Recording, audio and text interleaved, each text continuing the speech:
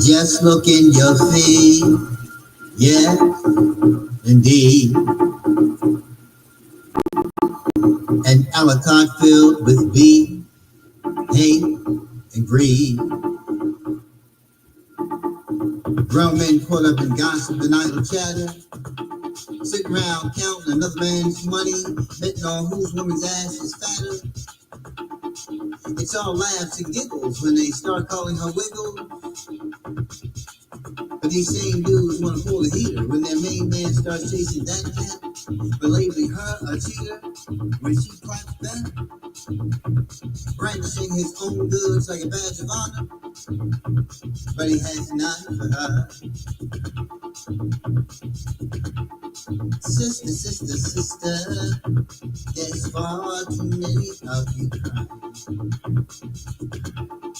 Brother, brother, brother, there's far too many of you lying.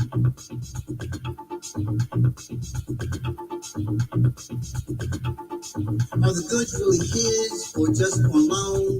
After all, if she gives it away, it's just gone. Well, not all of it. Somebody else can get some too.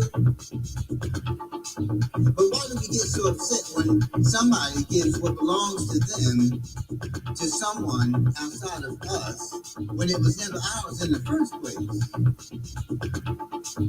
But it does beg the question, why do you keep telling me it's mine? You deny me it will, then give it away as a resolve to our unresolved, and that makes you feel better. About what? What? What? Sister, sister, sister, there's far too many of you crying. Brother, brother, brother, there's far too many of you lying.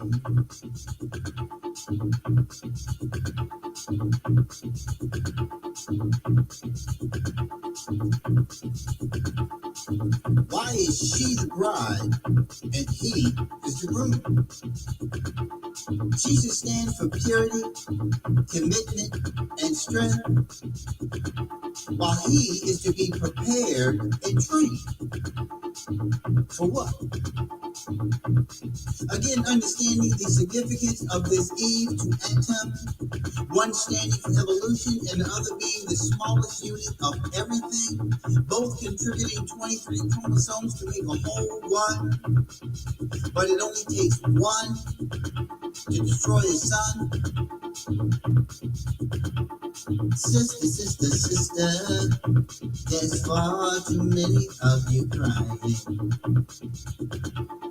Brother, brother, brother, there's far too many of you lying. Thinking it's good ones are bad. You know what I mean? Eventually, this all comes to full circle, be it the world, repetition of life, those in your life, or your constant sacrifice. It is the male ordained by the Creator who is to shoulder the responsibility of being the learning one, rightly guided by the only one, humankind, a body of one, a life of test. The time has come. They had the opportunity, couldn't get the job done. There won't be another.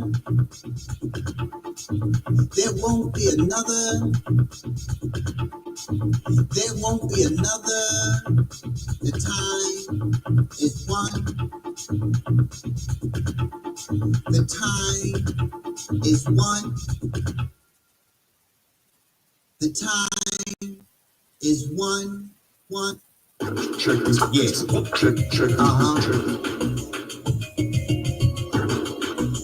America.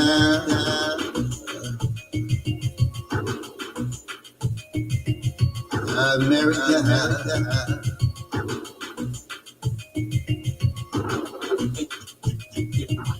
Just a figment of your imagination. Just look it up, look it up. Get the definition. Then look around you. Reevaluate your position. Dreams and nightmares. Hopes and fears. Some big, Some small, got your trauma on recall. We put that old boogeyman in his place many years ago.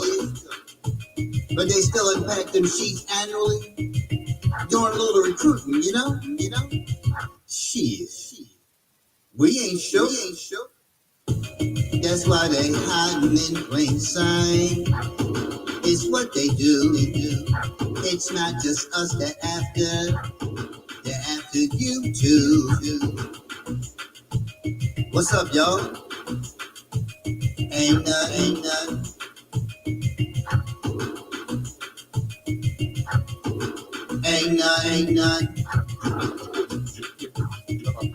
Apparently, elected officials need to be brought up on their awareness as to how they came to be. There's term life, whole life, and no damn life. Jobs, justice, and equality do fall under your purview. Maybe some of y'all need to join the protesters too. Key informant waging war on your own. Standing at the fence, neither side, your home. Screwed us all, now you wanna talk dirty. A lot of gall, Mr. Sent with your birdie. Who's gonna take the fall? What's up, y'all? Ain't none. Ain't none.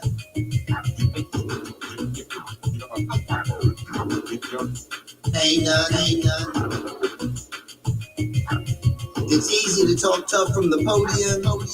Never step foot in the hood. See what's really holding them. Standing up there, scolding them. Stirring the hate and emboldening them.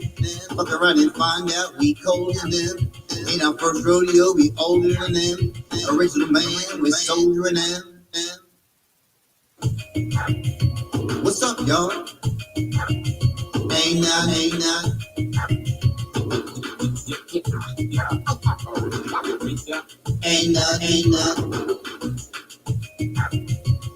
We've got the experience.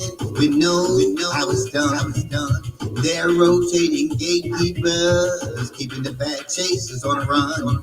Grown ass men, not sirs but sons. Fighting for positions, but dying by gun.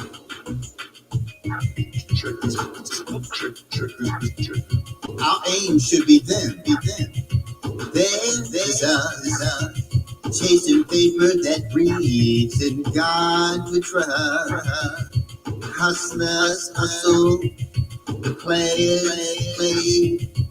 Public service all bought and paid.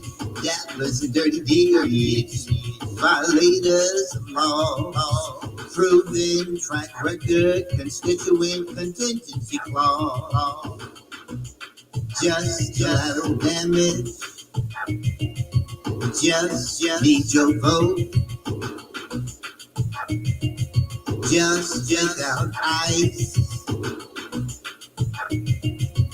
Just a sacrifice.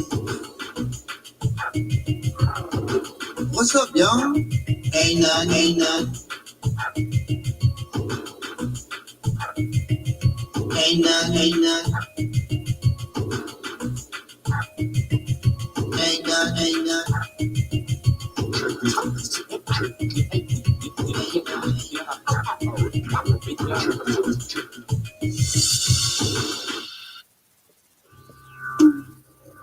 In light hours and identify dark moments, our eloquent limelighters have reared their ugly heads from the depths of detachment to prance in front of the camera, possessed by envy, spite, and grandiosity, to openly admonish another brother for trying to do his due diligence in a manner that could have dire consequences for blacks in America. Just one more example of diversionary tactics often used to avoid personal accountability for knowing what time it really is and what must be done, and doing nothing. Most of them, collaboratively, would mean so much to our cause, yet they act independent, while we all are still dependent upon others.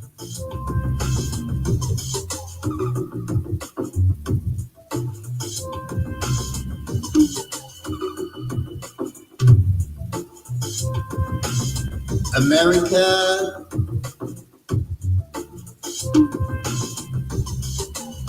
America. Herman Johnson, what's going on, man? Again, words were spoken, and again, our brothers labeled a token.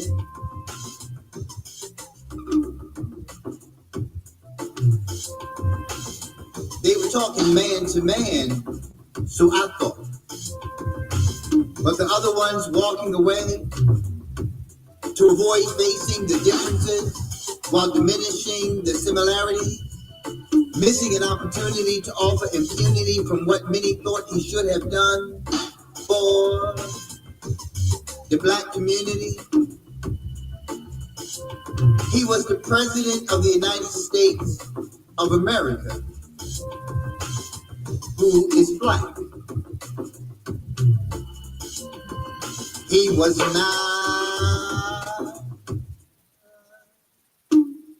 the black president. He was not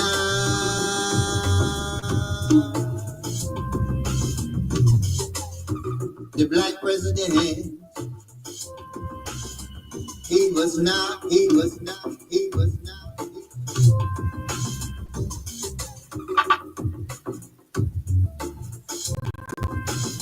See, politics can't fix what's wrong with us. See, politics can't fix what's wrong with us. See, politics can't fix what's wrong with us, but they can and have been wrong to us. Anyone expecting his 8-year tenure to give blacks jobs, justice, and equality? You know, the things we keep begging for year after year, election after election, are more delusional than those who believe that number 45 and his supremacist cohorts are going to re-enslave the black man. Imagine that. Toss your caps.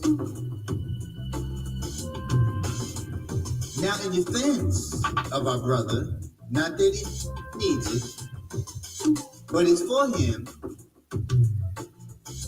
Many of us adore him. Today, his convictions guided him to applaud them. He offered me words of wisdom to those who engage in idle chatter, not the act of sitting still, but worship of the one who instills in others, shoot to kill. Great again has never been, at least not in the eye of the beholder of many men. Certainly not by those in the circles I have been in.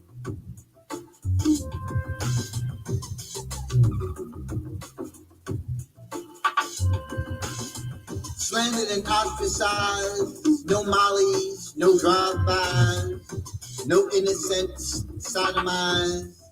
Standing erect, brothers, he checked words, expressed historics, refreshed. Great again, America's mess. Are our heads so far up the asses of these so-called self-professed black leaders that our air will remain polluted with disdain and distrust, laden with Cain? Or become able to differentiate sincerity from conspiracy, authentic from fraudulent, a message from a messenger, knowing what time it really is and what must be done? Knowing what time it really is and what must be done? knowing what time it is and what must be done. America, touch me right here. New music. Kiss me like this. Right. This is my latest release. It's the dance mix of the song Young. True story. Check it out. It was the best thing since sliced bread. Visions of a body dancing in my head. Doing things I could only dream of. You had to know for me, girl, it was love. Follow you around like a puppy on a string. Comes in, then the telephone rings. Reminiscing in my bed alone with myself in my hand. I'm hard as a bone. Just a young kid, all up in his feelings. It's all for what? A sexual healing got up in my head day and night. When darkness falls, fantasy takes flight. Chasing the feeling, need to release. And touching girls my age, feel decrease. Most of those girls weren't even ready to lay in bed at night. Holding a daddy, love, not to be a crazy young boy. Body invasion, now you talk me when you want me. I'll get it to let you flaunt me. 13, a virgin, pristine conversion. Adult perversion, sex acts, coercion, 13, a virgin, pristine conversion, adult perversion, sex acts, coercion. We got a great one today. As always, friend or for real. Yeah, we complain about our partners having best friends of the opposite sex. And then we get met with now I'm feeling like conflict. I have no choice. Get out of my head. Boys, I'm chasing tail, running the streets. I'm about no more. I'm a hard thief. Since you learn me, toss and turn me. You wanted sex, cause you're lonely. No clue what you do. Both of us together don't make two. This ain't fiction, a sex addiction. Pain affliction is the mission. Unbeknownst to the doer, the outcome is dramatic skewer. So confusing, but amusing. While we're using our souls are fusing. Nuggets delay, so you say don't value me. My heart's in a way. Finding the balance between love and sex. Yeah. Mind me fuddled like I'm under a head. True story, baby. True story. Of me, between Listen to the word. where you wanna be. 13, a virgin, pristine conversion, adult perversion, sex acts, coercion, 13, a virgin, pristine conversion, adult perversion, sex acts, coercion. You can find all my music on your favorite music streaming platform. Any of them. Any of them. You can also check me out on the iHeartRadio app. 13, Yeah. a virgin, Don't want to leave that out. pristine conversion, adult perversion, sex acts, coercion, affection, rejection, body selection, no love for the person, just an erection, coming is easy, latex squeezy, need for the flesh, free me, what's love got to do with it? She wants hot to see me, now I'm spewing it, to the way my virginity, having sex with a child, dramatic affinity, 13, a virgin, pristine conversion, adult perversion, sex acts, coercion,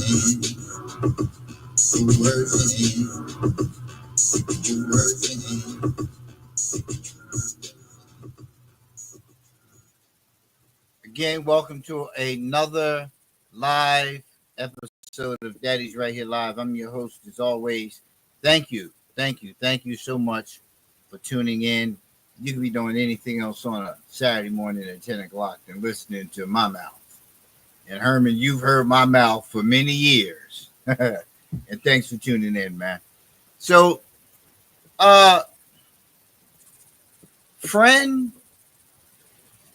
or for real is the title of today's show.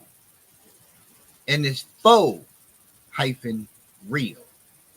See, we have this debate, this long-standing debate between men and women about the validity of friendships with the opposite sex. And the question is often asked, so, well, why y'all always on the phone? Well, why y'all always, got to hang out, do this, that, and the other, and so on and so forth? That ain't cool. And the response often is, damn, we just friends. We ain't doing nothing. But then when you're faced with certain situations, when you with the girl, y'all hanging out, whatnot, y'all run into the friend, right? And bam, the antennas go up. You check out the hug, how far he or she leans in, how close the body proximity is, how touchy-feely are they. Look at the eyes and watch how if they looking them up and down, how they eyeing you, checking you out. Like, we watch all of these things. And it has absolutely nothing to do, in most cases, with jealousy. None. But that's what it's often turned to. That's when the conflict happens, because you begin to say, oh, well, what, you ain't got nothing to be jealous about. Like, she don't mean nothing. We just friends. But then the relationship that the two of you have as friends is far different than that which we have. All the giggles and laughs and the hee-hees and all that, and the touchy-feely kind of stuff, right? It's something that you and I don't have in our relationship. We don't have that. And yeah, I'm going to feel some kind of way. And we'll talk about the kinds of ways as the show goes on. But I'm going to feel some kind of way about that relationship, as I should. Because what you later find is that you're missing all of these things from your relationship with me. And you bask in it with your friend.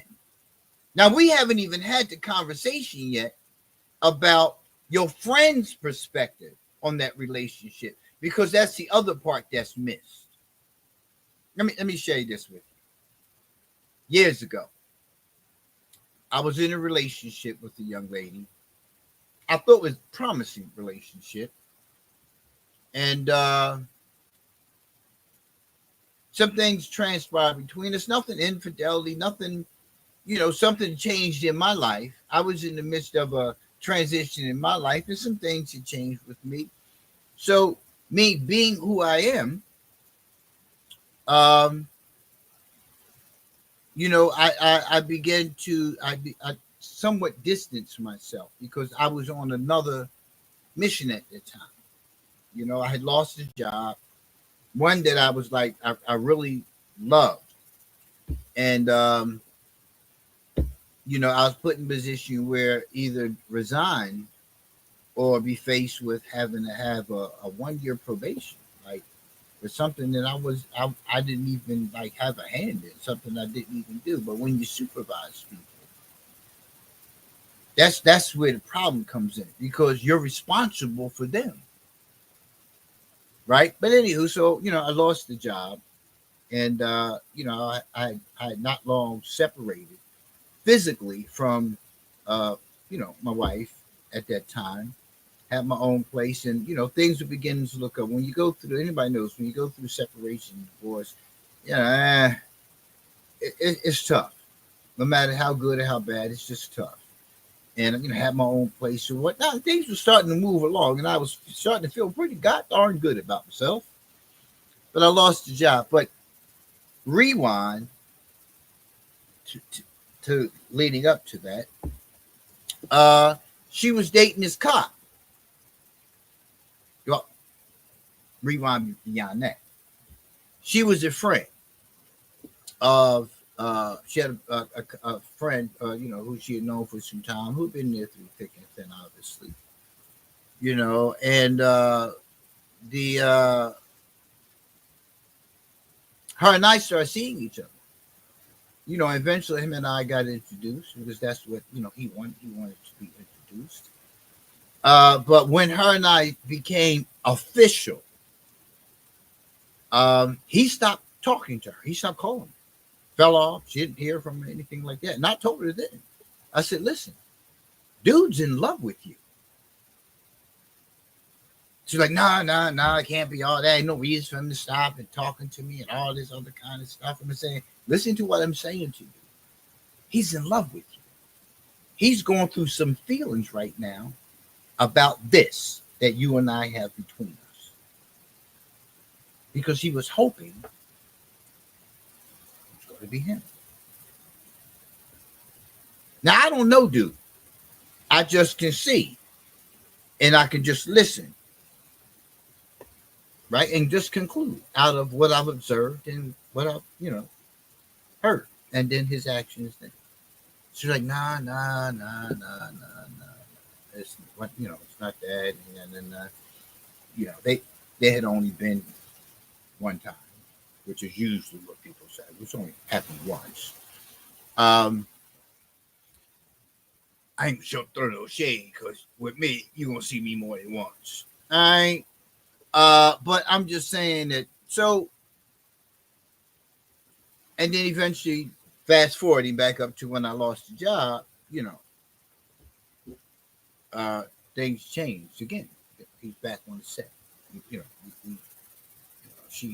They still, they reconnected, and I guess because he got wind of where we were, her and I were, and then one day they were, it was, they both had sons, and the sons are, friends and whatnot. And, I was in my mode of like, I need a job. I need to, get my life together. I can't just, So anyway, they went. I had talked to her on the phone, and we had some words, and I just, wanted to go over there and just kind of like sit down face to face and talk about some things. So when I rolled up, she was coming out of her front door with dude. And I'm like, okay. Like, I had already expressed what was. And I guess when birthday came up, they reconnected. And they were going to the store to get some, balloons and whatever they was going to get, some gifts and all that kind of stuff. And I just kept right on driving. I saw she, they both saw me, and I just kept driving, made a U-turn, and just went on back home. And that was it. I was done with it after that. It was pretty much a mutual agreement. I was done with it after that because, she didn't want to understand where I was with that situation and why I reacted as such. And it was the same way with my reaction to the job loss. Like, just didn't understand, what that did to me spiritually, as a man. So we ended the relationship, amicably. It was, and I say all that to say that, right, just like a woman, claims this intuition. Men have intuition too. We know men, just like women know women. We know men. We know ourselves. We know ourselves, and we can tell. See, patience. Listen to what I'm saying to you. folks will be real patient in developing what is seemingly a a friendship based relationship uh, that eventually turns into one of desire and then eventually into romance, becomes a romantic relationship. See, you never know what the other person is thinking. And the first thing we do is we make it about us. You don't trust me. It's not about you. It's not about you. Well, always, right? Because you have a hand in like putting boundaries up with this because I asked you to. And if you can't trust my judgment, at least observe what it is that I'm saying to you about this particular situation. Then it's no sense in us even moving forward with anything else because you don't value my role of leader in this relationship. You don't value the role of submission that you are responsible to have to a man that you choose to be involved with. And yes, men have to submit as well. We're required to submit as well, right? So, in looking at all of these things that we all claim to know about one another, there's no value of it when it's brought to your attention. Yo, nah, this ain't what's up, right? And not even just friends. It's the same thing in workplace environments, right? And I talked about this in previous shows. So, friends is the focus here, but this is anybody who you engage in a manner that crosses a line that you are responsible to establish when you're in a relationship with someone. So we're going to stay focused on friendships, right? But just know that this does not just, this is why the title of today's show is Friend or Faux Real. Because when a person has an agenda toward you, whether you know it or not, doesn't matter. Just know that everybody has an agenda. Everybody. It may start out with we just have great conversation. We both like the same tote. We both share the same circle of people and we just interact regularly. Right? It can be something as basic as that. But over time, you have to pay attention because if you are giving more to that friendship than you are giving to your relationship, there's a problem. Especially if your relationship is lacking that which you have in that friendship.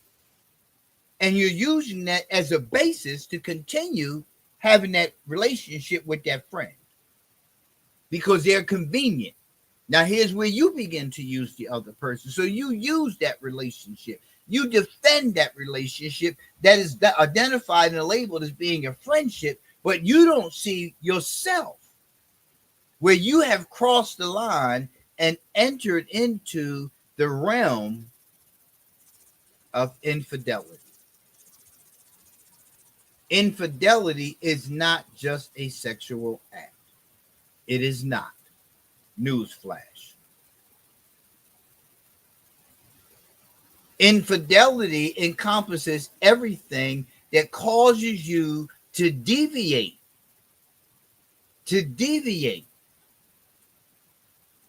from the parameters of a relationship of romantic nature between you and your partner. That's when it begins. Once you step outside of the parameters of monogamy, you say this is just platonic. It's more to all of this. It's much more to all of this. You know, we have friendships and we have certain internal responses to these people who are our friends. And we don't recognize that. We don't see how we light up when, you know, your friend shows up, when your friend calls, "Hey, how you doing?"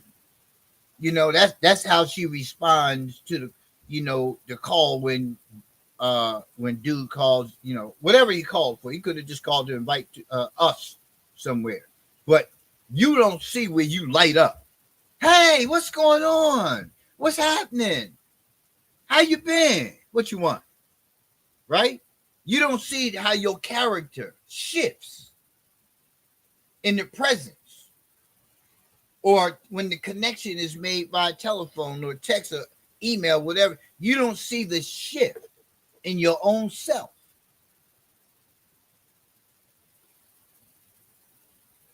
You see it, you feel it. It's just not observed. It's just not, you're not conscious of it. You're conscious of excitement. You're not conscious of your heart. Because when things go left with old girl or dude, right? Main man, right? He takes it right for you. She takes it right for you. I didn't say make it right. I said takes it right. You don't went left in a relationship because y'all just having a bad day.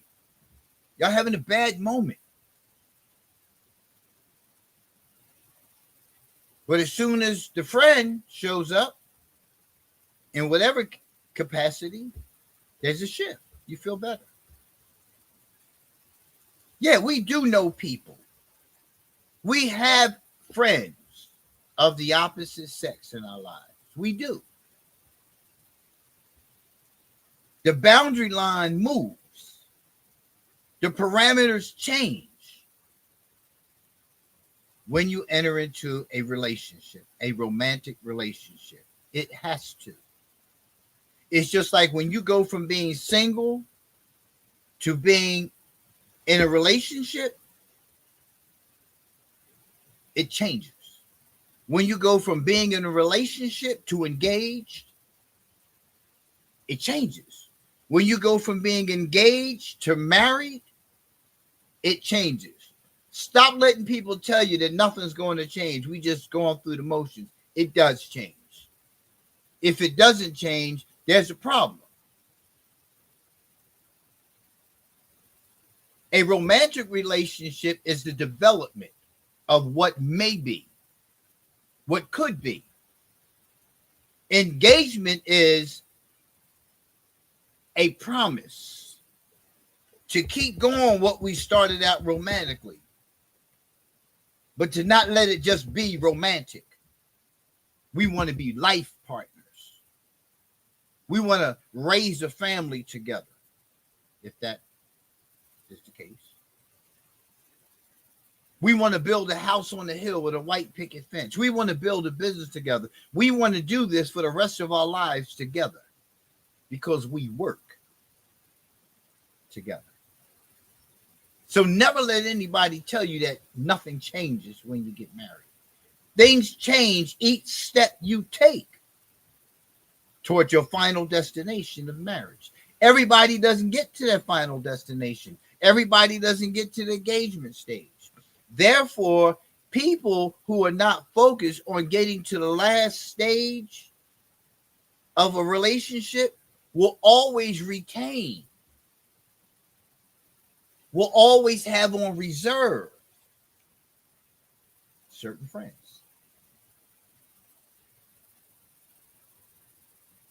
Right? We know about the friends with benefits. relationship, the one that like, I let him smash it every now and then, right? We know those kind of relationships. It's cool. We adults, right? It's all right.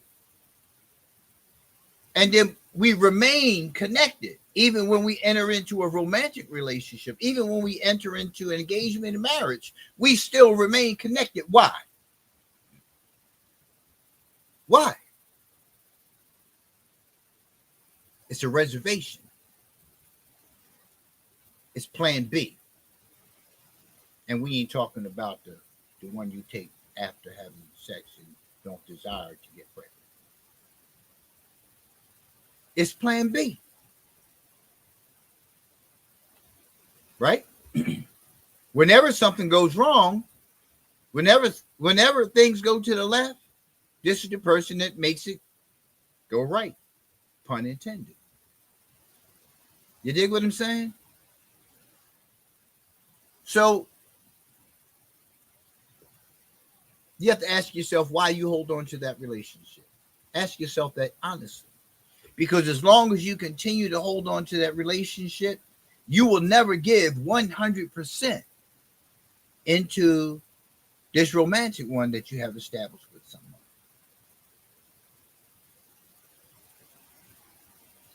Your friends are going to be your friends if they were your friends. The frequency of contact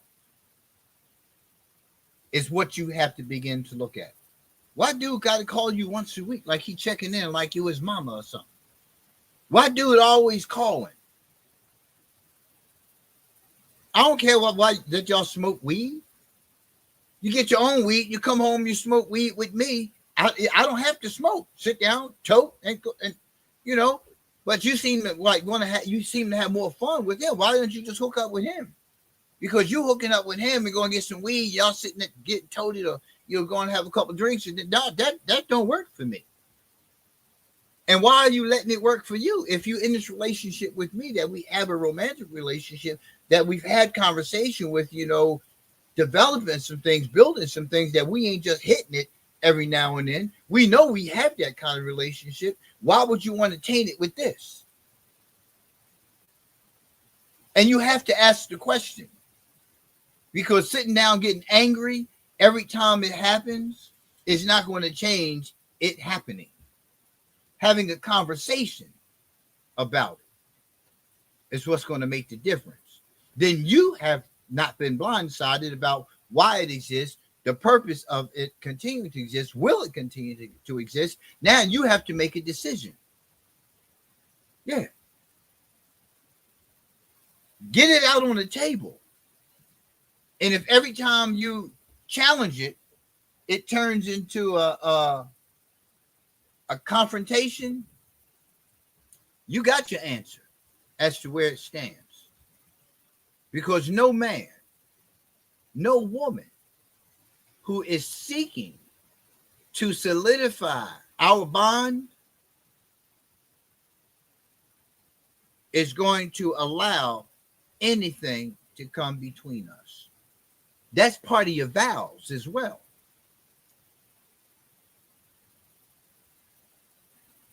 God has brought us together. Only God is going to be in this when stuff goes left. The twine. The three of us together. Me, you, and God. Your friends, your family, nobody has anything to do with it at all. If you seek advice, that's entirely up to you. You should be going to God, because nobody can make a decision for you about your life, about the decision you made. You made the decision to form a romantic relationship with me. You made the decision to accept my hand in marriage and accept the promise. You made. You and I stood before God, regardless of any pastor, minister, imam, or anybody else. They provide the service. They do the ceremony. Other people have been blessed to be able to come and watch. That's all. They're just witnessing God. Nobody else has anything to do with it. So going to somebody else about a decision you made, about the decisions you're struggling with, going to somebody else and saying, hey, what do you think about what he's saying about having friends, male friends, what she's saying? You understand?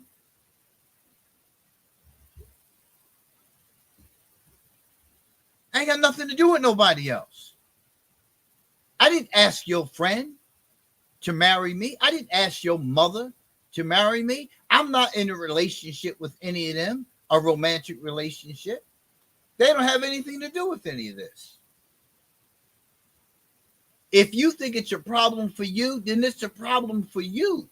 You're gonna always find the rah-rah crowd that want to say, "Oh no, he crazy. No, he's stupid. No, he just out of control." You're gonna always find that crowd. You can't. You're gonna also find those who are okay with it, who have no qualms with it, because there's some who are, because they're doing the same thing in most cases, or they've convinced themselves that, well, no, I'm not a jealous kind of person. Well, no, you're a damn fool, because you're gonna sit there and watch somebody walk away with your partner one day. Listen, it's inevitable, because we're going to go through something. We're going to go through some things in relationships, in romantic relationships, friendships too, but in romantic relationships, during the engagement stage, when married, we're going to go through some stuff. There's going to be a time when something may get real heavy upon us. And just like magic, da, da, da, da, I'm your friend. Come talk to me. Right? I can do the woman's voice too, but I'm just saying, the superhero shows up, the friend. Right? The one who comes to comfort you, gives you this hug, holds you tightly, gives you that kiss on the forehead, and then gazes into your eyes to see, are you ready? Yeah. Then they kiss you on the cheek and still looking to see if you're ready. It's going to be okay. It's all right. You don't deserve this. You're a good woman. You're a good man. Then you feel your groins connect.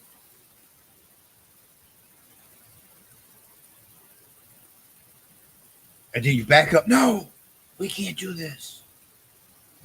We're friends. Instead of, I'm married. I love my wife. I love my husband. No, we're friends. And we're still gonna be friends. I ain't gonna change nothing. But you ain't got to go through all this, girl. Right? Told you that before, dude. What he won the one for you. It's always been me. I know what you need. Yeah. Right? But that's how this whole thing plays out. See, because you have to remember, human beings have to be connected to something. And intentional or unintentional. I'm not telling you that everybody seeks out to have a friendship with the opposite sex and there's an agenda. Yo, we just cool. Yeah, we do have those people. We just cool. We just kick it. Right? But you got to kick it when I get into a romantic relationship. Because I know me. I care. I go all in. Right? And I have to set that boundary. I can't be there when you get hurt all the time. That's somebody else's role. That I can't be your knight in shining armor. No. It's my lowest lane right here. That S on my chest is for her. And the other 6 I'm responsible for. Yeah, I'm responsible for 6 girls. Right? That's who I wear the S on my chest for. I can't listen, call you mama. Go talk to the imam. Go talk to the minister. Go talk to the rabbi. Listen, that ain't I can't take that on. I can't get caught up in that. Because the flip side of that is I can't you get caught up in that because you hurting, you depending on me. I'm showing up with the superhero uniform on. You feeling it. Next thing you know, you feeling me. Next thing you know, we feeling on each other, and it's a problem. But I just gave you Sabir's perspective. Let's go to the Psychology Today article. How often friendship turns into love. Dating apps and blind dates may not be the path to love. That's the title of the article. And Arash Imamzadeh. It's an Indian name. It's Arash. Arash Imamzadeh. Right? He's the author of this article. So now, and again, I don't read these articles. I like the title. I like the title. So now I just gave you my spill. Let's see what he's talking about. Let's see what Arash is talking about in Psychology Today. Okay, key points of this article. There are two main types of intimacy: friendship based and passion based, which is romantic. Sometimes one turns into the other. Research has largely ignored friends first romance initiation, focusing instead on the romance that develops between strangers. A recent investigation finds friends first initiation of romantic relationships is not only common, but also frequently preferred. We got to be friends first, you know. Do a little something, something, hang out every now and then. Got to be friends first. I'll see if I like you like that. Right? Right?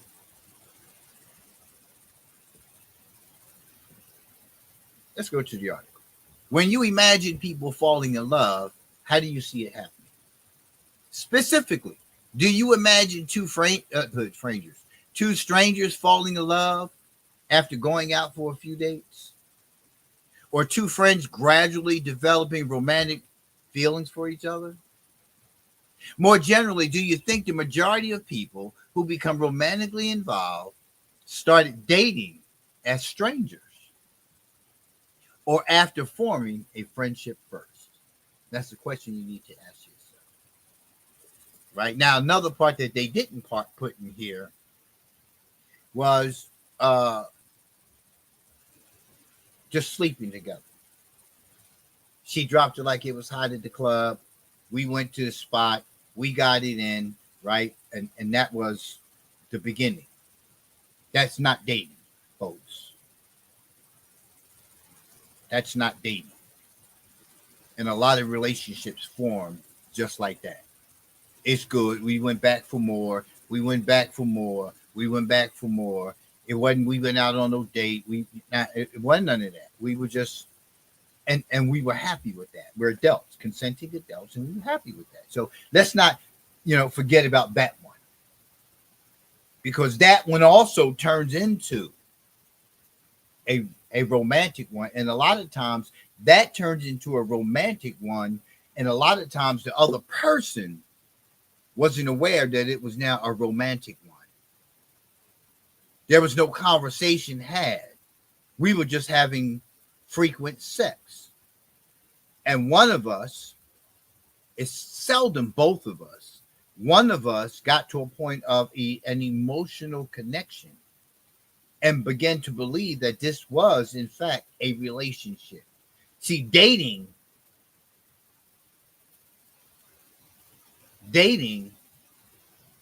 is something formalized. We weren't doing a whole lot of dating that I can recall. What's up? What's up? And that's dating in this day and age. And that's where the relationship began. So let's make sure we include that in here too. We just doing the do. On my part, I'm just thinking that's all we doing. We doing the do, but you in love now. And then when I don't come or I well, don't, I mean you, I know, but when I go out with somebody else, right? You're upset. You're devastated. Like I thought. Well, I didn't know. Well, why didn't you know? You think I'm? We didn't have the conversation.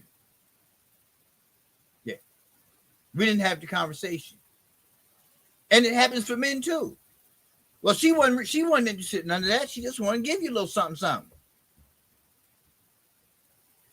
That was the extent of it. You give me China, I give you dick. Wonderful relationship here. Why mess it up? So let's go into the previous research on dating initiation. I don't want to talk a whole lot about that, but let's go to this paragraph. Do most romantic couples start out as friends? To learn how common friends first romantic relationships are, the researchers performed a meta-analysis of 7 studies. N equals 1,897 conducted in their labs between 2002 and 2020. So they did a study. It was on almost 1,900 people, right? Divided. That's how they broke it down because they said it was 7 studies. So it's all broken down to that number. Most romantic couples started out as friends. The results showed with the percentage of the friends first romantic couples varying from 40% to 73%. Weighted average was 68%. The percentages of friends first initiation were also higher in married couples. It was higher in married couples, right? Particularly those under 30 years of age and in same gender relationships.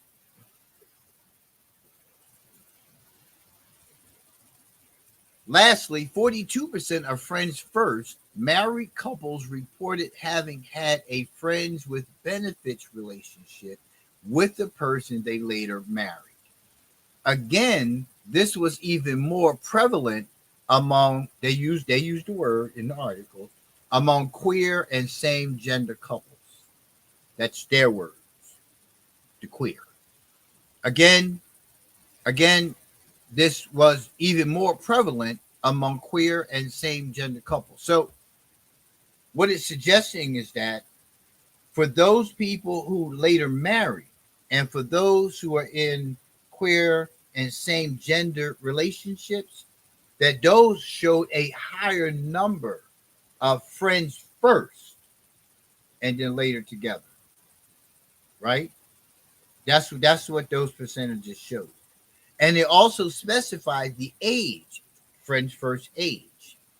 So what the implications are there that people who were over 30 years of age, right, are less likely to have friends first romantic relationships. Here in the last one, it said of how 42% of friends first married couples reported having had a friends with benefits relationship with the person they later married. So for those under 30, their relationships encompass more of dating. Listen to me. They did more dating. They did more talking on the phone. They did more just hanging out with friends and not doing that alone stuff, which is dangerous. So they spent more time doing other things and they became friends and then later decided, in their planning for their lives, because that's when your life should be planned out before you're 30. By the time you enter into early adulthood, you should have been like developing an idea of where you're going. Between 18 and 25, you should have learned some ideal ways of establishing family life, married life, parental life, right? By the time you hit 30, right, the ideals and ideas have now formed and you're going somewhere. So by the time you're 30, right, it's on and popping, and you guys have been friends for some time, and now you get married, right? So it suggests a lot of things in that when you look at what happens after 30. Most of the relationships that happen after 30 are obviously relationships that are friends with benefits first. And this is why it references in there about the dating apps, and the lack of relevance these apps have. Dating apps are are a way of life. That's what they are. They're a way of life. That's an opportunity for people to meet different people, to get things from different people, to meet different people, to provide different things to their life. So, you know, that's single mindedness. Single, people who are single choose to be single because it benefits them. It benefits them to be able to do what they want to do, when they want to do it, how they want to do it.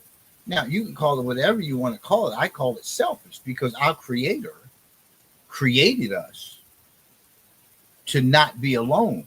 People make the decision to be single because they have tired of certain things, not looking at the fact that what you're attracting because of you, not something in the universe that says we're coming after you, right? It's because of you. You're making these bad choices in the people who you're with. Or maybe it's just your turn to learn so you don't do this again. But if you only learn that this particular person, in association with the others who you've encountered, are what men are about or what women are about, then that's why you remain as such.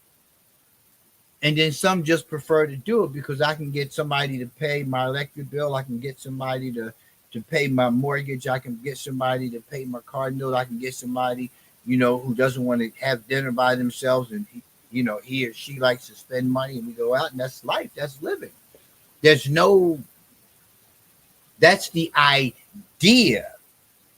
Romantic life. It's not ideal because again, it changes. There's a shift that happens. What happens when you don't show up? When this person that you began dating enjoys going out to dinner not by themselves and have become accustomed, familiar with you, and then you just don't show up. Do you think that there's not an attachment? Whether they can afford to have anybody at their table beyond you is not the issue here. The thing is, this person sought the companionship, which you care nothing about. You just want to get what you want to get, right? The next part that we want to go into: what is the best way to find a date? To learn more about the nature of friends' first romantic initiation, a final investigation was conducted, and it listed amount of participants. N equals 298, 50% men, 47% in a romantic relationship, right? 47% are in a relationship. 50% of them are men. Participants were psychology students from one of the samples in the previous investigation. They were asked to indicate the best way to find dates by selecting from a list of options: blind dates, a friendship naturally turning into a romantic relationship, mutual friends, school, parties, workplace, church, family connections, bar, social media, dating services, etc. So everything other than um, the norm, right? Because there's no norm. It really isn't a norm. When you start talking about norm, then you have to look at culture as well. Westerners, we have no damn culture. Not here in North America. We don't have any culture. We do whatever with whoever, whenever, because we're just not culturized. Unless you have, through lineage, through familial relations, right, had it instilled within the family environment. Like that's why I call myself black, even though black is a color, which you can find in the Crayola box. I don't consider myself African American because you can't say with certainty that I'm an African. I'm an American, right? But when you look at culture, culture has a role in it as well. I'm working in corrections for 30 years, and I can tell you how many Asians I actually saw in community corrections. Yeah. You have to look at culture. You have to look at how this whole thing plays out and why. When you look at gang culture in America and you look at how many Asian gangs and how big they are in America, it says a lot about culture and what happens when the Asian community encounters crime.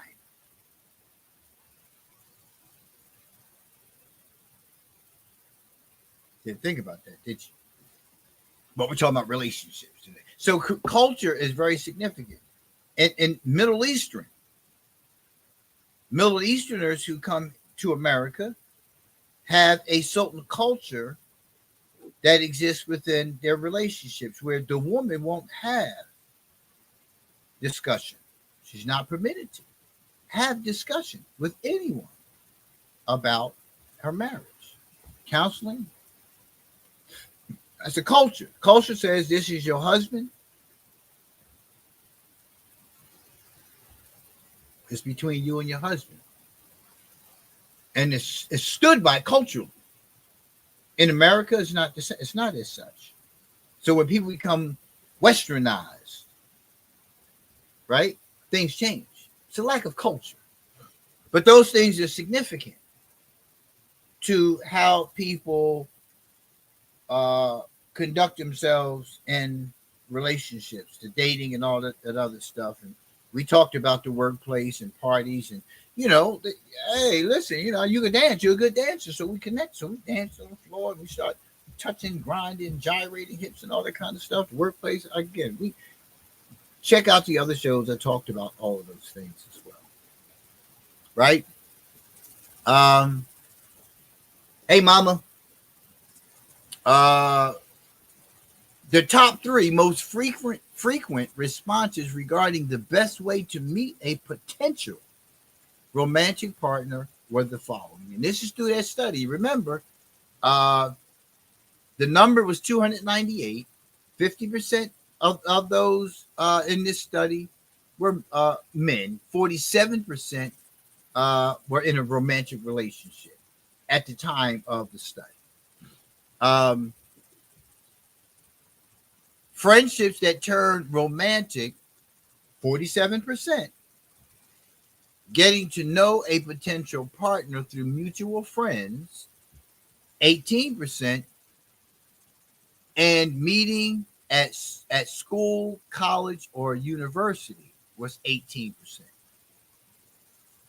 Follow me? So the best way, and this is through that study, and remember who conducted the study, psychology students. So they have a different lens. Uh, but they're saying here that 40% of those studied they found that friendships turn into relationships. Right? Now, I want you to understand what I just said to you. I want you to go back to the beginning of the show. Right? It says here 47%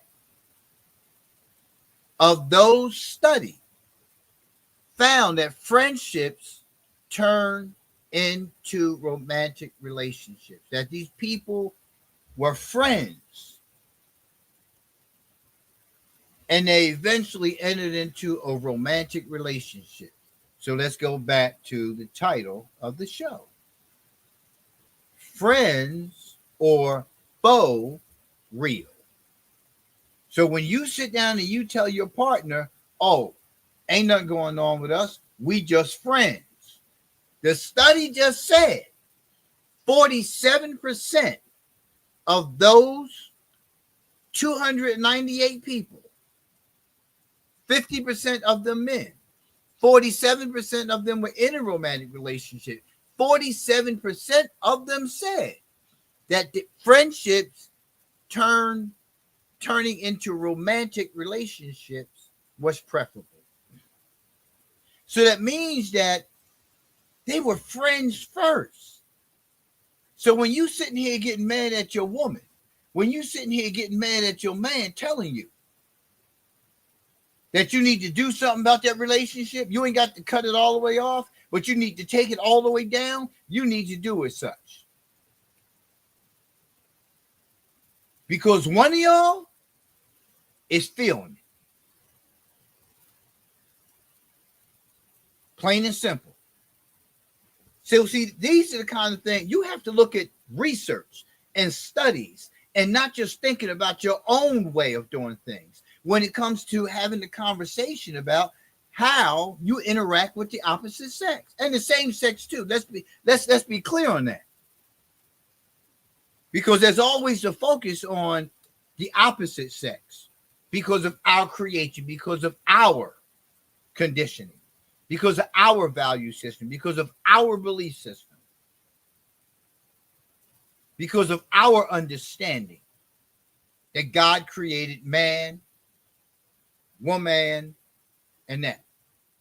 But you have to expand your intelligence. A lot of times we're worrying about the opposite sex, and it's the same sex that's actually after your partner. Right? So, like a lot of women, right, have gay male friends who are not, as we have found through research, observation, conversation, that they're not just attracted to just one sex. But there are a lot of women who have gay male friends and they're close. I was once involved with someone who was in a lesbian relationship at one point, right? Came out of that. Attempted to integrate me into her circle. That didn't go too well because of how they felt about her and the decision she made to be in a heterosexual relationship. But then when I brought the conversation up because I needed to know some things, I was met with resistance, conflict, confrontation, right? Because I needed to know. So how you feel, where are you? And, that didn't go too well. But the reality of it was she had a male friend who was gay. And he was strictly sword fighter, right? And he used to be there, with her, hanging out, whatnot. And she lived in an efficiency apartment. And she would shower and change clothes and stuff in front of him. I was like, hey, oh, hey. She's like, well, listen, he's a male. no matter which way you cut it. Today might be that day where he want to try a little something, something, or he want to go back to a little something, something, or he just, it wasn't that bad before. I just like what I like, right? So it again, it comes back down to if you are in a romantic relationship, you need to understand what research has made very clear about how people form relationships. 47% of the 298. It's a big number. 47% of that. Now, it didn't talk about the other stuff because what it did talk about was getting to know a potential partner through mutual friends. There was 18%. So again, friends. It's preferred that you and I are friends before we, have a romantic relationship. Before it turns into or leads into, that's where we started. We was friends. We was cool. Next thing you know, we started, and here we are. The other one is we met through friends, right? Again, y'all met through mutual friends, right? Now y'all hooked up because of the mutual friends. When things go wrong, you go back to the mutual friends, having conversation about your relationship with the mutual friend who is now your partner. That's a no-no. That's a no-no. We frequented the same circle. That's how we met. That doesn't mean when stuff goes to the left, as they always will in any relationship, no matter how far to the left, they go to the left from time to time. You don't go to the friends. Because when you go to the friends, there's another friend in that circle who probably felt the same way about you if you're a good person. Then that person puts on their superhero cape. Dun, dun, dun, dun. I hear you guys are going through some changes. I'm sorry to hear that. Hug me. It'll be okay. Kiss on the forehead. Look in the eyes. Kiss on the cheek. Look in the eyes. Kiss on the lips. I'm sorry. I know he and I or she and I are friends, but it's no good for me. You see how this goes? Because people who are around you in the capacity of friends or because y'all in the same circle, right? Y'all know one another. People come to know who you are. People come to like you. Some people come to love you unbeknownst to you. Some people come to depend on. We all hang together at Fridays on Friday after work, and we have such a wonderful time. And then I go home to my humdrum life, my humdrum wife, my humdrum husband. But you're together. You can't help but to develop a fondness for one another as friends. But you have to look at the fondness that you've developed. You're not responsible for the fondness they develop, but you are responsible to some degree for setting boundaries in that friendship. And then again, you have to widen those boundaries. You have to widen, the space. Because I'm in a romantic relationship with somebody. And to sit down and try to tell somebody you've been friends with for 10 years that I got to everybody doesn't accept that real well. And you even seen some ratchet TV shows, right? Where they get into argue. Oh, as soon as you start dating her, she came onto the set, everything changed. It's supposed to. It's supposed to change. You ain't supposed to be all up in my crib no more. I got a woman. It's gonna be my wife. You ain't supposed to be calling me every night talking about, yo, what's up?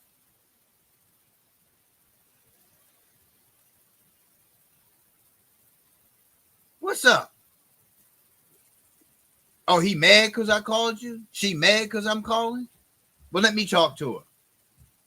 Negro, I wish you would call me and want to have a conversation with me about me telling my woman that she needs to establish some boundaries with you. And then she done went to you and told you that what he said, and now he want to talk to me and say like, yo, it ain't. No, I know what it is. And you don't call some other dude and or some other woman and say, hey, can I talk to you? Because I don't want y'all to think. I didn't say any of that. But if somebody doesn't have a line established that say, hey, you can't cross over it, and they cross over it and something said to you about it belongs to you. This ain't the time to justify and rationalize nothing. You should have checked that. You should have checked that. What am I checking it for? Oh, so I'm going to step the dude and say, hey, listen, let me tell you something, man. You ain't got no business. All that. No, she in a relationship with me. What appearance do I give to that person? I'm telling you that that's your friend, that's your responsibility to establish that. I'm not dating him. We have too many people in prison and in the grave because of coming to some other person and saying, hey, you need to stay away. No, you need to tell them to stay away. You need to tell them to fall back.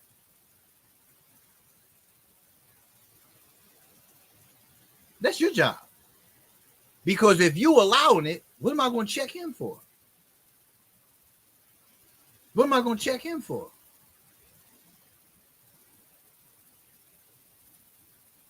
Now, if you have that conversation with him and he don't seem to get the message, you need to give a firmer message. And if it happens after that, then we're going to have a conversation.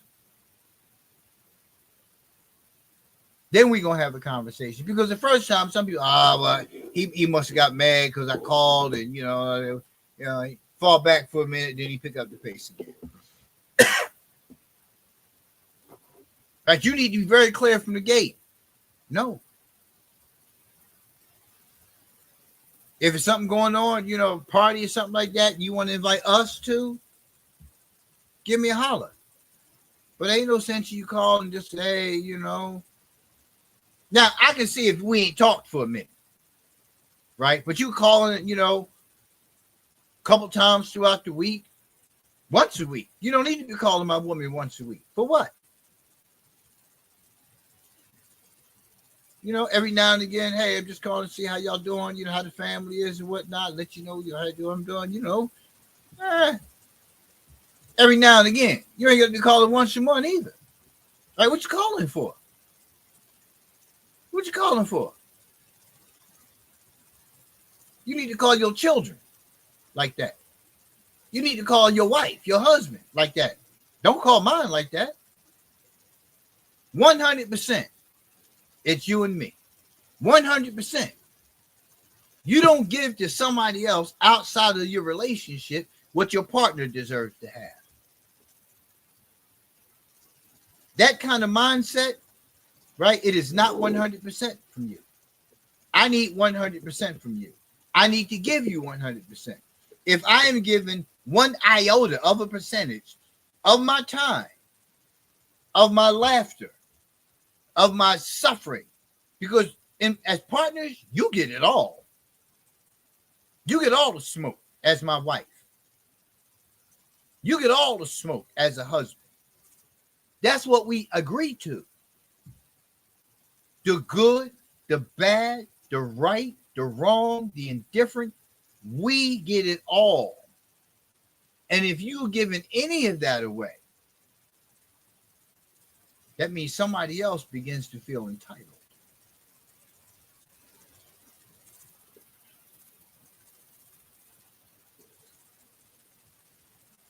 Friendship as a relationship initiation strategy. Back to the article. Those in a romantic relationship who have been friends first also answer questions about the length of their friendship and their original intentions for initiating the friendship. So what have been the reasons behind friendship intentions in those in a romantic relationship who have been friends first? Only a small portion reported having been sexually attracted to each other from the beginning or intending to use the friendship as a romantic strategy. Listen, the respondent being attracted to the other partner was 12%. And we're still talking about that from the 298.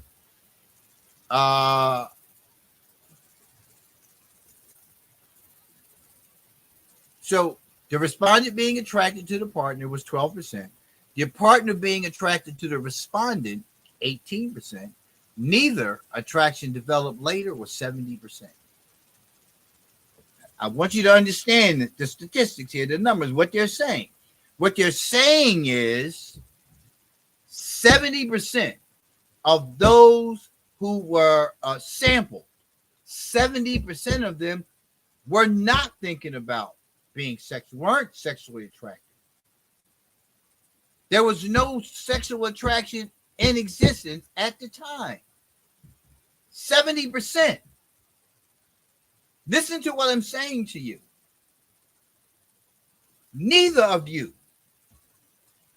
were anything but we platonic friends. We just cool. We just talk a lot when we at work. We work together, so we always laugh and giggles and whatnot. Right? We'd be at school, we in the same classes, so we laugh and giggle and all that stuff. All the stuff that your partner ain't getting at home. But we just do that. That's how we, and even without a partner at home, that's what we do. We cool. We good. 70% weren't seeking to hit it, weren't seeking to get a little something. What's up, sis? 70%. We just sat together at the same table at lunch all the time. We had great conversation. 70%.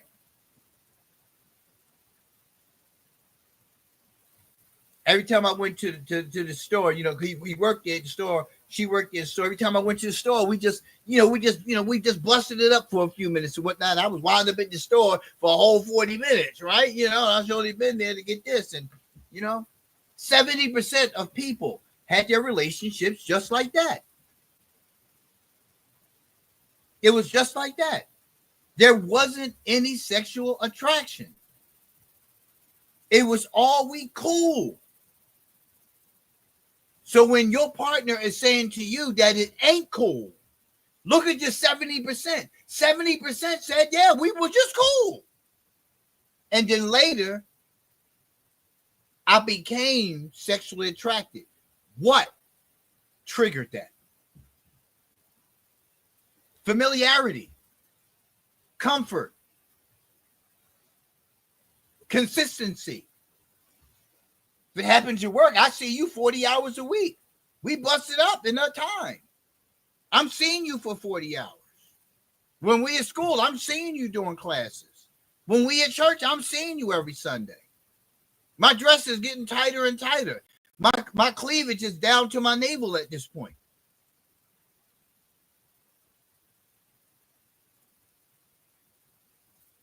You have to understand this.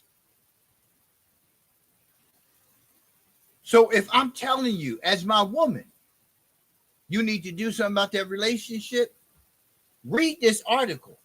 Follow up on other research that suggests friends first before romance, friends first, romantic relationships, 70%. It's a higher approval. People want to be friends. People want to have a friendship first before entering into a romantic relationship. Now, mind you of the ages now, because it talked about those people being under 30 who do it more frequently. So that's telling you about the sample as well. Because when you get outside of 30 years old, right, you have learned some things, you have lived some things in some capacity. Freud says that young adulthood doesn't end until 29. I believe it's 29. That's when young adulthood ends. Young adulthood ends at 29.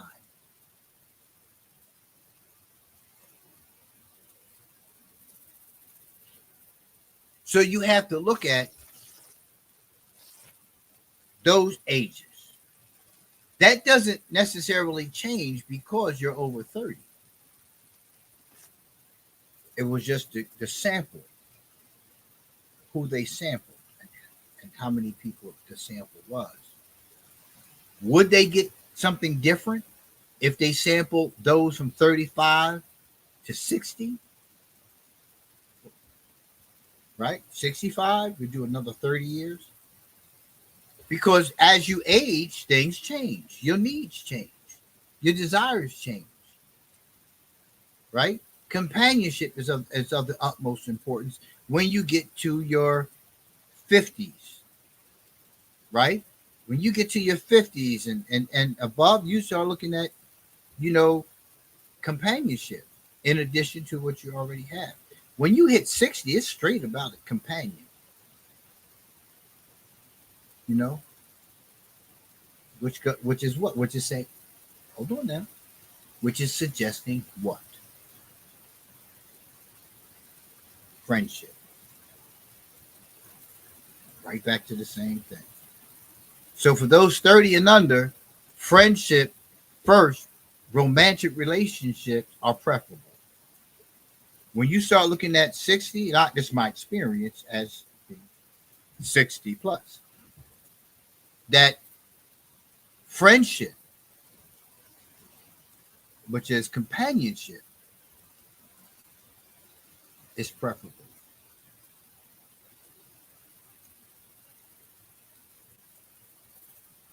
It just is. That's why they have 55 plus communities. Because what happens? You have the friend first romantic relationships. So when next time that your man or next time that your woman brings up something about uh your friend, your male friend, and again, keep an eye on same sex friends too, right? Got to watch those relationships too. But let's be clear. I'm only giving you my value.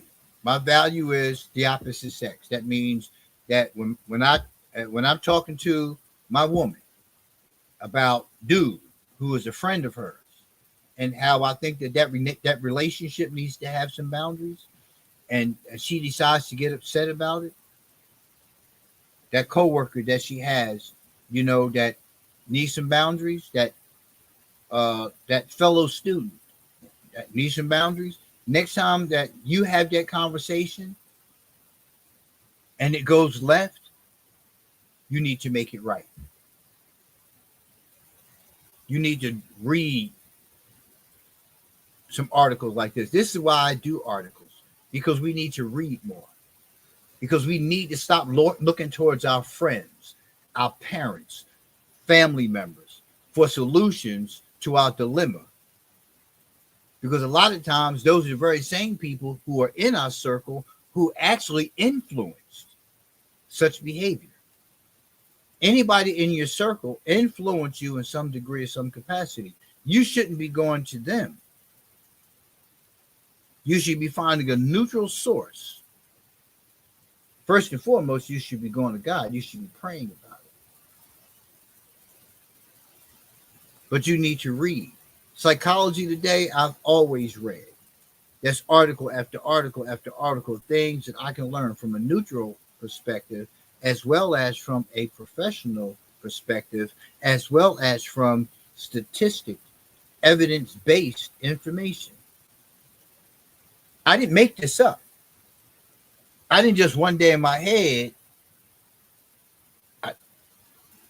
A lot of things I learned about discipline as a man, I learned through the Nation of Islam, following their teachings, reading, and listening to ministers and things like that. I learned that from self-empowerment, that of those kind of disciplines, and why women are covered, why women should cover themselves, and how we protect our women, how we fail to protect our women, And most of the times we don't protect our women because women don't allow us to protect them.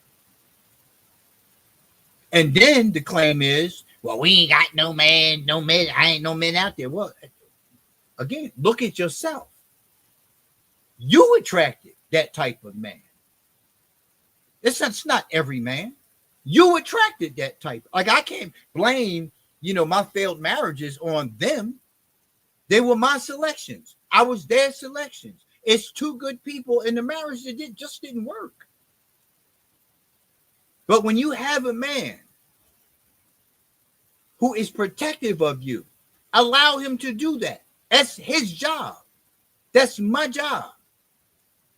And sometimes we need protecting from ourselves because of our conduct, because of what we're used to doing, because of what we're not used to from a man. And the same if we're not used to from a woman. Women have to learn how to protect men. We have to protect each other. My job is to protect my wife. And most of the protecting is from things in this world.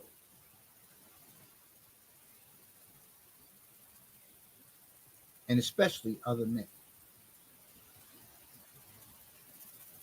Do you want to pull his shorts up a little tighter? You want to wear boxers with his spandex pants, stuff like that. Always, in close proximity to your woman, right? I don't care who it is. I don't care if it's family or friends. I don't care who it is, right? Incest didn't just come up as some rarity.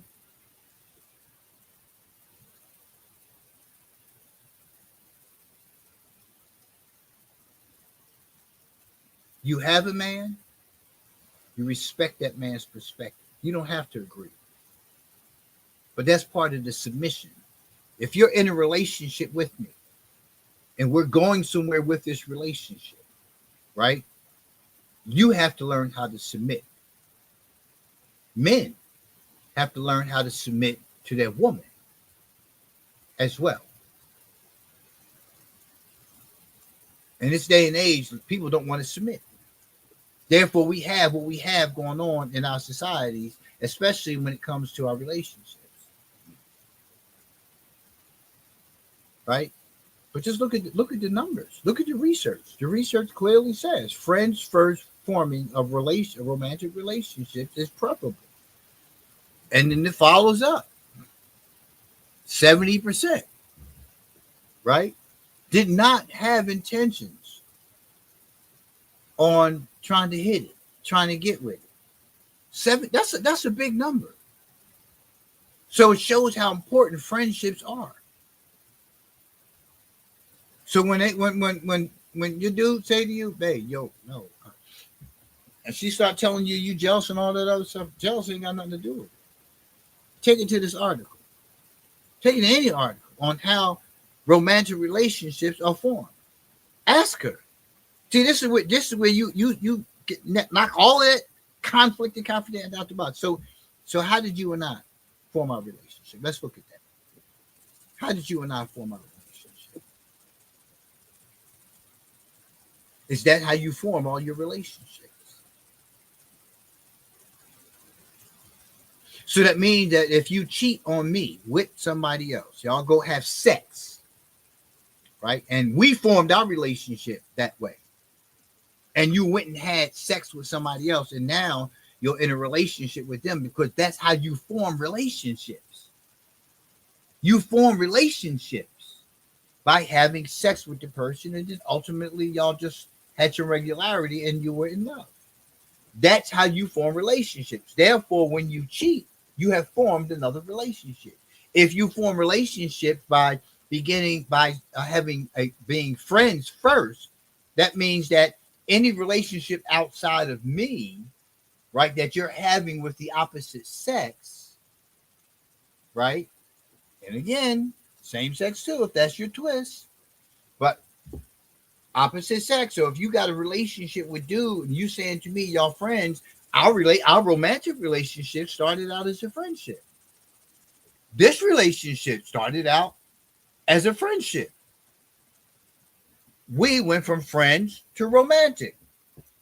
What's to stop y'all going from friends to romantic if you don't put your boundary line up? That's how you form romantic relationships. Come on, y'all. Come on. You can cop to it or you can reject it. This is what research is suggesting. It's what research is suggesting. There's an article that references research. Go online, Google it. Get off of Facebook. Stop listening to those people who don't even exist and asking them questions. They're not even who they say they are. Go to the articles. Go to research. You can research every damn thing else. You can go through my damn phone and look and see who I've talked to. I ain't going through all that. First of all, there's too many damn communication apps out there that I'm not going to be just checking your messages from your phone. Hell, you got Facebook, you got TikTok, you got all kind of other ways. I'm not going through all that. But I'm saying, if you one of those to go through all that to see what the person is doing wrong, why don't you take the time to go ahead and research something that can benefit you, that's going to help save your marriage, that's going to help you be in healthier relationships, that's going to help you learn more things about yourself so you can stop feeling the way you do. How about that? People are so attracted to ratchet shows on TV, right? I ain't throwing shade, baby. I'm just saying, but people don't, sit down and get into, things where they can learn something about themselves. When I gave events in Philadelphia, on fatherhood and all this stuff and relationship building and all that kind of stuff, I got little to no attendance. But if I'd have had, some radio personality, they came for that. And then people want to tell you, oh, see, you need to have these kind of people at your events to get more people. It don't make no damn difference. Listen, when you think that those people didn't go there to see that girl perform, when Kamala Harris invited those people to perform, they left right afterwards. The place was jam-packed before she got there. When she performed, it was over. You just got people there. You just showed numbers on TV. I don't want to show numbers. I want to see lives change. That's what I want to see. I want to see lives change.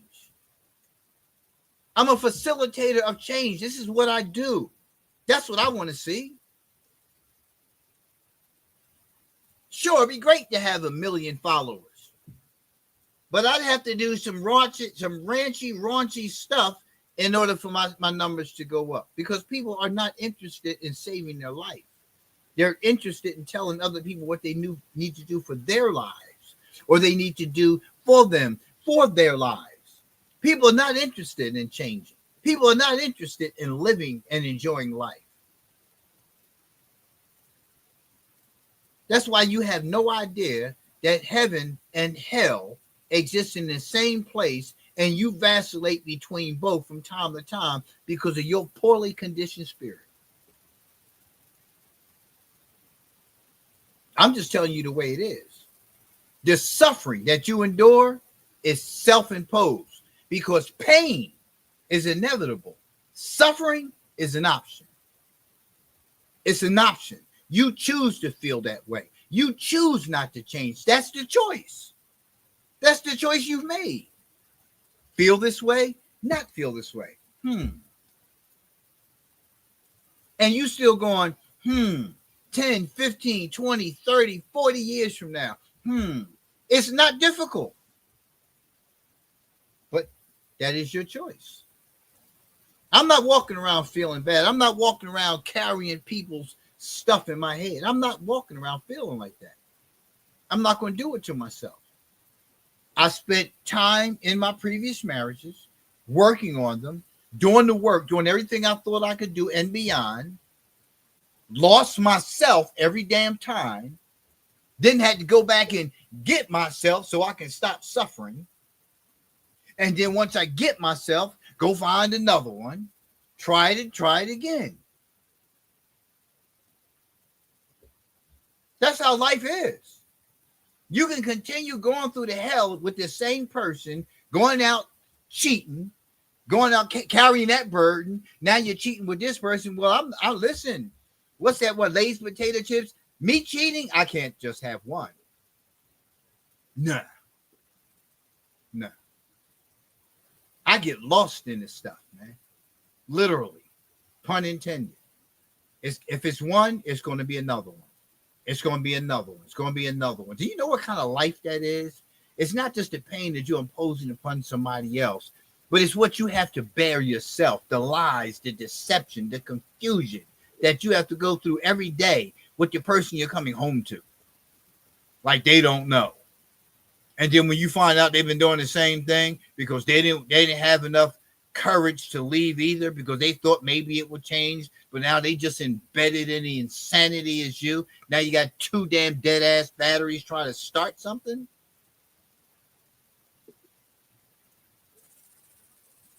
I'm just saying. We do it to ourselves, man. We do it to ourselves. Then we want to blame somebody else for how we feel. Then we want to impose our will upon other people without unresolved that we've chosen to carry. We experience hell and heaven, the joys of this life throughout our existence. The afterlife that I believe in is just that. It's the afterlife. Why am I going to fear death when I know that life is death? And I won't know that I'm dead because I'll be dead. So I'm not going to fear it. Why fear something that you're not going to know about because you'll be dead? Think about it. Run for what?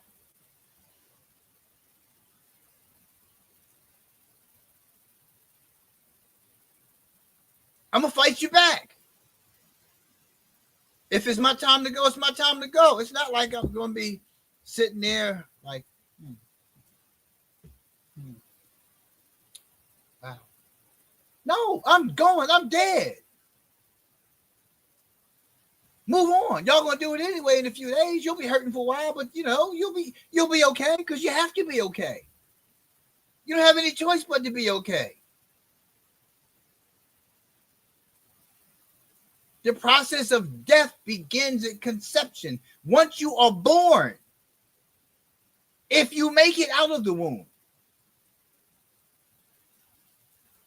it's inevitable. You can't escape it. It's gonna happen. But in the meantime, don't drag somebody else through all your insanity because you don't want to submit. You don't want to get on board. You don't want to get with the program of how we can have a blooming, blossoming, blissful life because of stuff that you want to carry, stuff that you want to continue to live by. You want to have friends of the opposite sex? I won't be part of that life. I have the right to be. You have the right to have all those friends. I hope they bring you joy. I'm out. It's real simple. Because when a person debates the issue, that's one thing. When a person doesn't abide by your wish, that's another thing. Because I'm not going to take myself through it. I'm not taking myself through it. I'm not going to sit back and watch it and I'll be all balled up in the night and you tell me I need to accept it. No, I don't need to accept it because I know the outcome. I know how this story ends. Yep. Anywho, I got new music coming. Yep. Don't know how much I'm going to be able to record today because the family be coming back. I might have to do it tonight, but I got new music coming. Yeah. I'm in that writing space again. Where I'm finishing up. I got 9-10 songs. I'm finishing up songs. I did the beat already. I just got to lay the vocal tracks. I'm not going to rush into it. So come on home, baby. Come on home.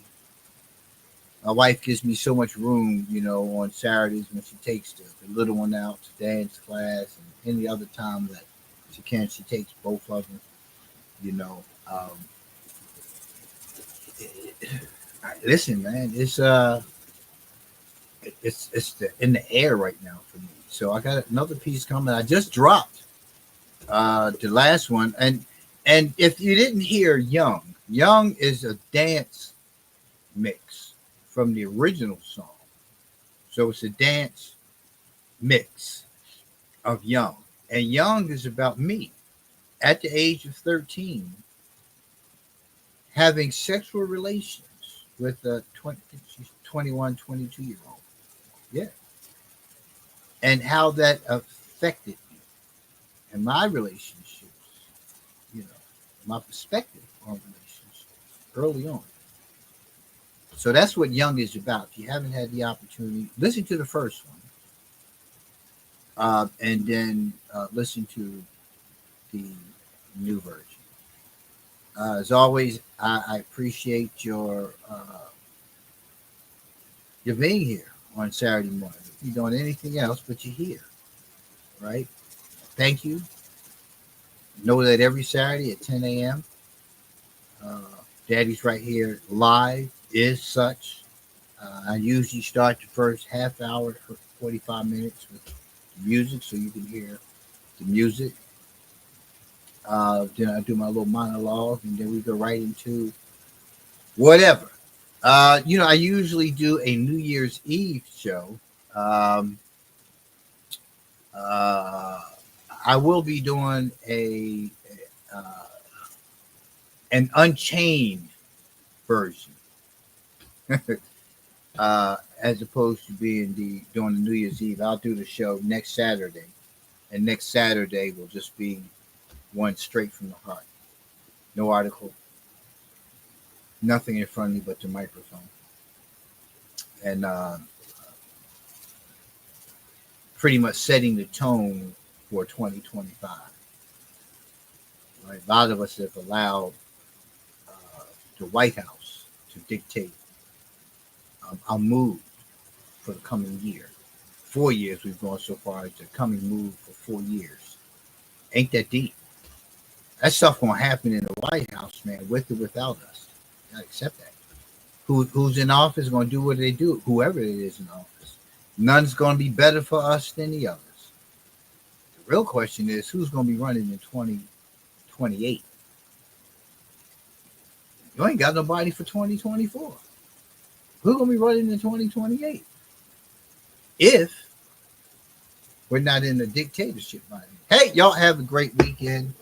Enjoy the rest of your day. I'm your host as always, Sabir Aline. Bye. I'll see you later.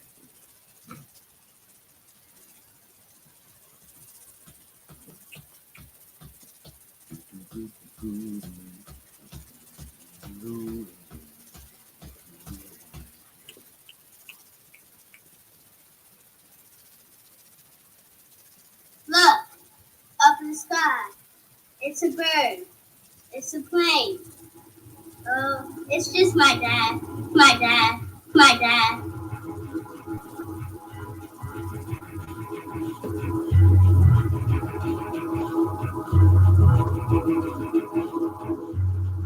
Moving through the street with swagger and ease. Often works job to take care of our need. Taking it all in stride. Daddy seldom complain. His emotions he'll hide. All his aches and pains.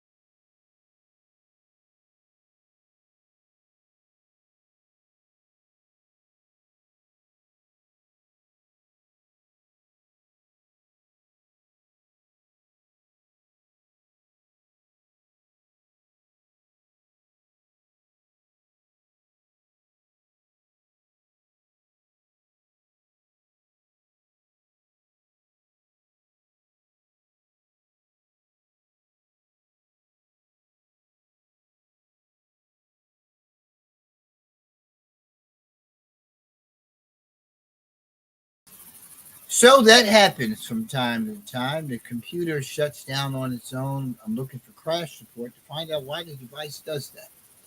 But it goes right back to everything else when I turn it on. So that's a good thing to know that it still goes back to everything, that it reopens everything, it restores everything. So that's something good to find out. But anywho, as always, thanks for tuning in. Let me see if I can't bring the song back for y'all too. Y'all should hear the song. I mean, you know what I mean? Letting you hear the song. Let you hear the song. The song is gone, y'all. It's just gone. I don't know where it went. It's just gone. Uh, I just played the song for you. Where is it? Here. Are you here? Okay. I just want to play the song for you. Okay. So here we are. We're back. Okay. Here it is. Nope. That's actually the daddy's right. Oh, I got the podcast too. If you ever want to check me out with the podcast. But here we are. We're going to just go back to the most recent song. Um, it won't come on. All right. Hey, listen. I'm going to surrender at this point. I'm your host as always, Sabir Aleem. I'll see you guys next Saturday, 10 a.m. for the show. Make sure you go to Aleem for you .net, which is our website for customized apparel.